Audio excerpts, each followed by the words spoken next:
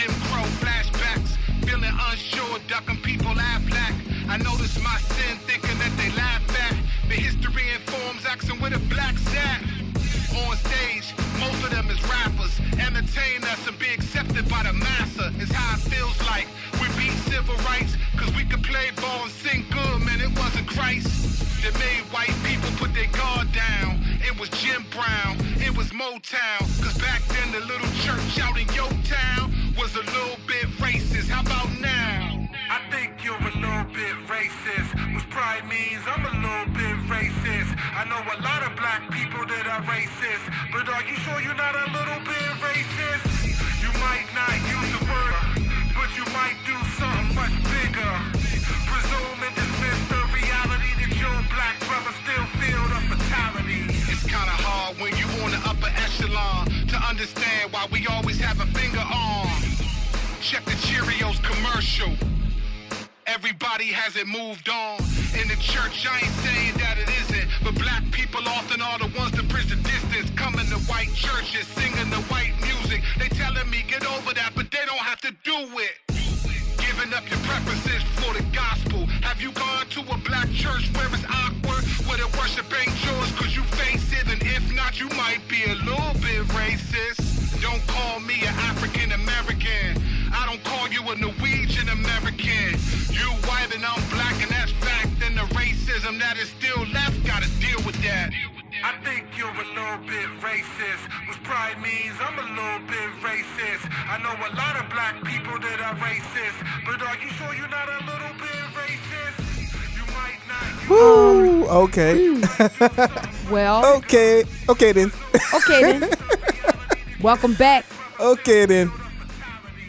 Don't look at me like that. Don't be looking at me like that. You driving down the street in your car and you all looking at me side eye. I think you a little bit racist. Don't play with me. Okay then. Since we gonna talk about it, let's just talk about it. This is airing the Addisons. Yes. On Urban Family Talk. Okay. Yeah. 110 is what we're keeping it. I'm Miki. And I'm Will. That was Mr. Curt Kennedy with Racist Christian. Yeah, see the thing is, we appreciate that you like try to like stuff out, but we know what rhymes with bigger. Hey, you know. No, I'm just saying. I tried. I'm just saying. I mean, I'm just saying I'm a little bit on the smart side. So as I was listening, no, I'm kidding. I felt like we needed to hear that song. Oh my goodness, content. Did we need to hear it? Because it dealt with some issues, a lot of issues that we know we've dealt with. Like, let's be real. We've dealt with this. Okay. Yes, yes, we have, but we don't talk about these things in the South. That's the problem. In the South, we don't talk about these things. Everybody goes to their church, and what Mr. Curt Kennedy is doing here is stirring the pot. Yes. And so people are liable to be uncomfortable. But let's talk about it though, because truly the Lord has taken you, Curt, on a journey, and you are not trying to stir up things just for the sake of stirring up things, because let's acknowledge the fact that you went from basically bad boy to John Piper. By the way, how does Brother Piper feel about this? I'm just curious. I don't know. Yeah, I don't know if that's a question, but I have so much respect for you right now. It's whatever you'd like it to be.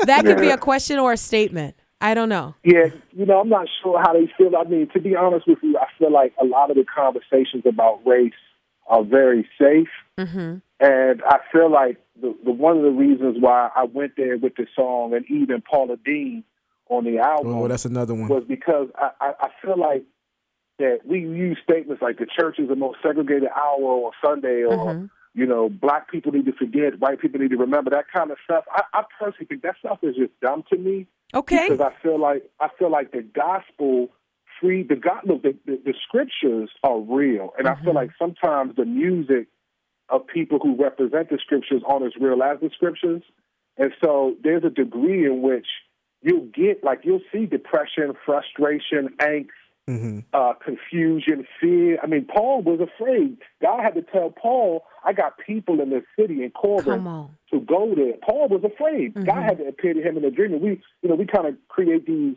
views of how people are in Scripture, that I think Scripture is really real. And I feel like when we respond to the gospel, Jesus allows us to be real and honest with where we're at so we can deal with the issues. And I feel like sometimes when it comes to race, we kind of still have these cliches and we got to play it safe so people are not offended, but we can deal with it. And I just don't think that's always possible because it's when someone says black people, you forget, white people remember.